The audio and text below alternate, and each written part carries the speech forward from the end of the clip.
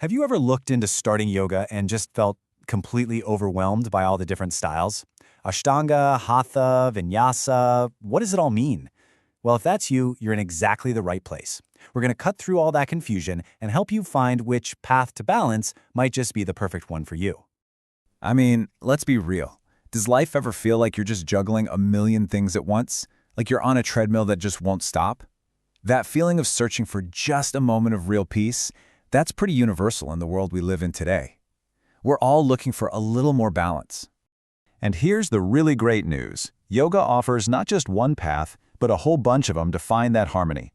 So instead of seeing it as a confusing menu of options, think of these styles as different trails all leading up to the same beautiful mountain peak. Each journey is unique, so let's start exploring them.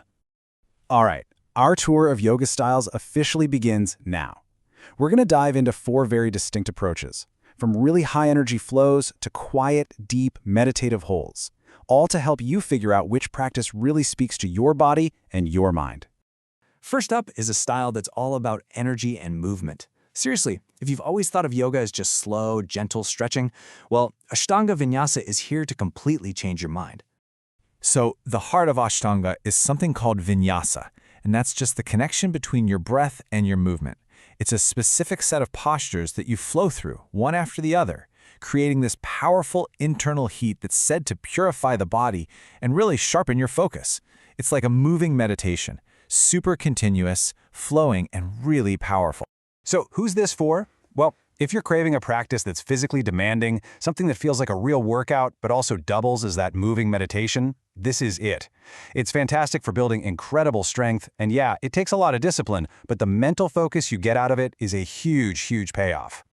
Okay, now let's totally switch gears. If Ashtanga is like a powerful, rushing river, then our next style, Hatha Yoga, is like a calm, deep lake. With Hatha, the whole vibe shifts from that constant flow to a sense of stillness. It's often seen as the foundation for a lot of modern yoga, and its main focus is on holding each pose. This gives you the time and space to really fine-tune your alignment and build a deep awareness of what's happening in your body.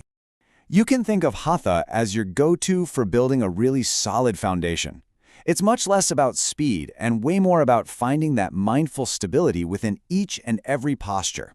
And that has this wonderfully calming effect on your whole nervous system. Next up, we're going to look at an approach that goes way beyond just the physical postures. The Bihar School of Yoga is really a complete system for living a more balanced and mindful life. This approach is so holistic. What it does is it takes these ancient traditional yoga practices and it looks at them through a modern scientific lens. This makes all the profound benefits of yoga super practical and really accessible for the way we live our lives today. So, this system is built on 5 interconnected pillars. It all starts with the body, using gentle postures, or asanas. Then it moves to the breath with pranayama. From there, it guides you into a state of deep rest with something called yoga nidra. Then it calms the mind with meditation, and finally, it expands outward with the ideas of selfless action and devotion. It's a truly complete path to self-transformation. And our final style today is maybe the most welcoming one of all. It uses simple tools to make the benefits of yoga accessible to absolutely everyone, no matter your age or your flexibility. And this is prop yoga. This is such a wonderful therapeutic way to practice. And it's so important to understand that the props you see, like blocks, straps, and cushions, they aren't crutches. Not at all.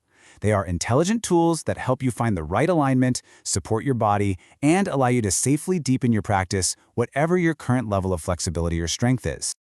Okay, so we've covered 4 very different approaches to yoga. With all this information swirling around, how in the world do you choose the practice that's actually right for you? Well, this little chart might help put it all into perspective. You can see the main focus for each style laid out pretty clearly. Are you looking for that intensity and discipline you get from Ashtanga, or maybe the calm and alignment of Hatha is more your speed? Do you want that integrated therapeutic system from Bihar Yoga, or the accessible, supportive practice of Prop Yoga? Really, your own personal goal is the best guide you can have. Beyond just picking a style, finding a teacher or a studio that has an authentic philosophy is just as important. So let's look at what that might mean in the real world, using the approach from a studio called Pratimoksha as an example. A lot of modern yoga studios really hammer home this idea of yoga for weight loss, But an authentic approach often tries to deliberately push back against that. The goal shifts from being purely about a physical result to something much deeper and more traditional. Instead, the focus becomes about bringing the real, authentic, traditional teachings of yoga to the community. This commitment to the roots of the practice is a really good sign that a studio is offering something more than just a workout. And a mission like that is usually backed by some serious expertise. You'll want to look for instructors who have years and years of dedicated practice and teaching behind them. It just shows a deep commitment that's grounded in real knowledge.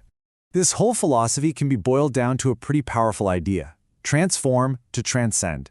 The ultimate goal here isn't just to change your body. It's about using that physical transformation as a tool to elevate your consciousness, to transcend your everyday limitations. So we've explored the styles, we've seen what an authentic philosophy can look like in action. And now the focus really turns to you. It all comes down to taking that one single first step on your own unique path. At the end of the day, it doesn't matter if you choose a dynamic flow, a steady hold, an integrated system, or a supportive practice. Every single path we've talked about leads toward the same goals: better health and more inner peace. So the only real question left is, which step will you take first?